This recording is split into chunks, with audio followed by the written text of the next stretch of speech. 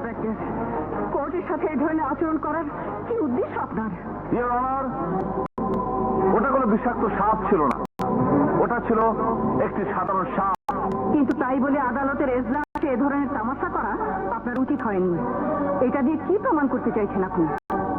অত্যন্ত সোজা একটা কথা বলতে চাইছি ইওর অনার, ওটা যদি আপনাকে কামড় তাহলে দুদিন সেটা ব্যথা করত, তবু আপনি ওটাকে নির্মমভাবে হত্যা করেছেন। কিন্তু কেন?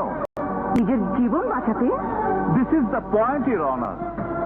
আপনি যদি নিজের জান বাঁচাতে একটি জীবকে হত্যা করতে পারেন, তাহলে তাহলে বলুন, অসহায় একটি মেয়ে তার ইজ্জত বাঁচাতে কি করতে পারে? সুতরাং ইওর অনার, আপনার কাছে আমার সদিনের একটি অনুরোধ, আপনার রায় দেবার আগে ওই দিনের পরিবেশ এবং পরিস্থিতিটা ভালো করে বিবেচনা করুন। That's all your honour.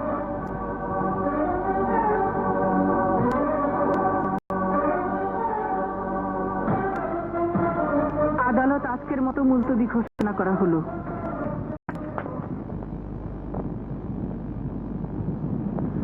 নিজের ইজ্জত বাঁচাতে যে পরিস্থিতিতে মিস শায়লা চান্দু মিয়াকে হত্যা করেছে, তা যদি অন্যায় হয়ে থাকে, তাহলে আমি নিজেও একজন অপরাধী।